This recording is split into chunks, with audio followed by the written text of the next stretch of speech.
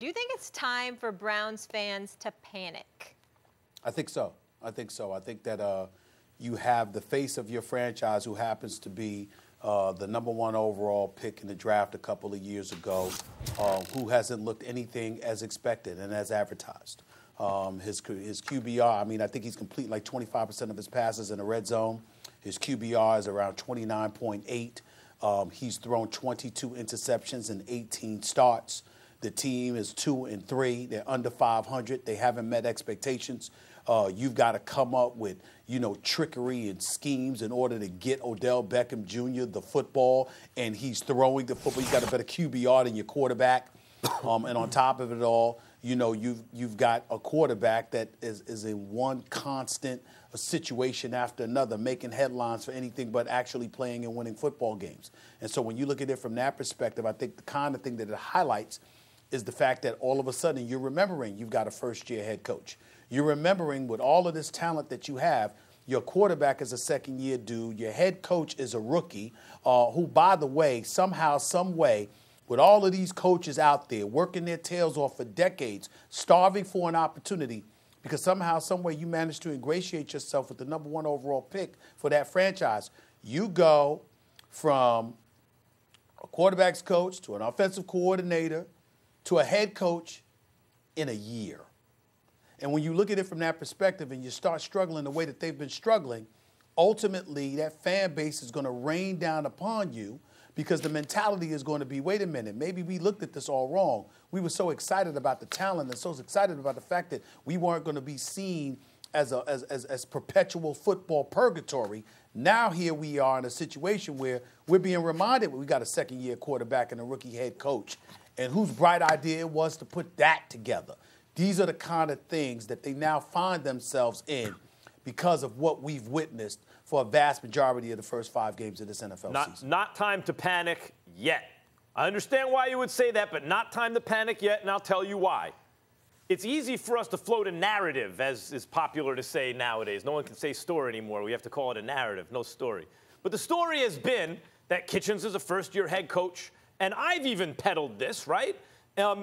Look, just because you can coach up the offense, which he did when he was the offensive coordinator last year with Baker Mayfield, that's different than running a whole team. And you know what? That story that we're telling may, in fact, be true. But just pause for a second, or at least let's put the brakes on a little bit here and slow it down. We knew going into the season a couple of things, and I was talking about this even before the season.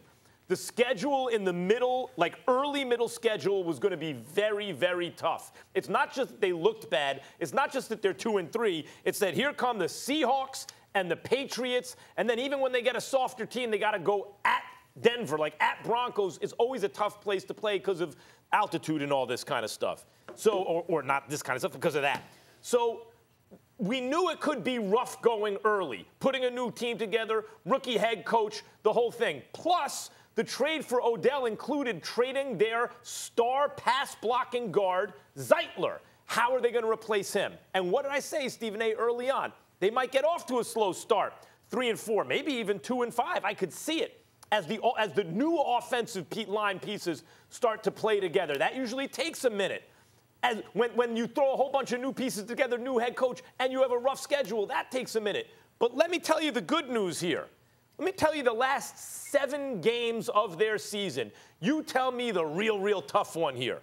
Steelers, Dolphins, at Steelers, Bengals, at Cardinals, Ravens, who they've already beaten at Baltimore, at Bengals. Guys, they can go. I expected them this season to go on a tear in the second half.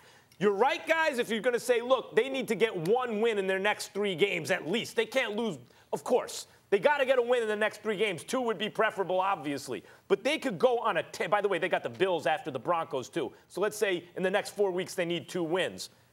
They could make the playoffs. They could make the playoffs in the AFC North if they're 3-4 or something like that after 7 weeks. Max, you watching football? Are you watching them play? Oh, yeah. It's time to panic. And the reason it's time to panic has nothing to do with the schedule. Every problem we thought Cleveland would have has come to fold, right? Look, I'm gonna give you 3 examples. All right, number one, the first-year head coach, he's having a hell of a time trying to call the right plays from week in to week out. We praised him for the Baltimore game, but honestly, that was just hand the ball off to Nick Chubb, explosive plays, and they did things. So if you give Freddie Kitchens credit for that, obviously he deserves it because it's in the win.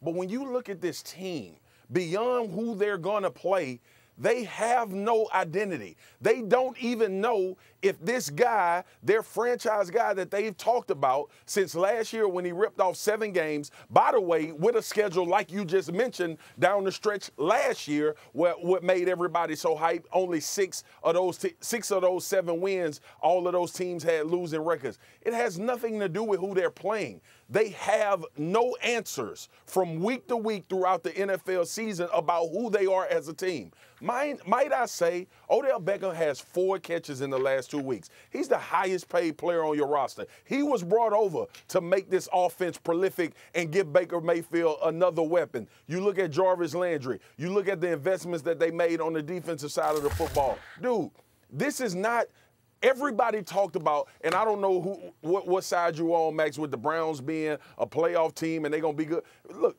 if it is a bright spot, they benefit off of their division and how bad the other teams are for the unfortunate things that have taken place.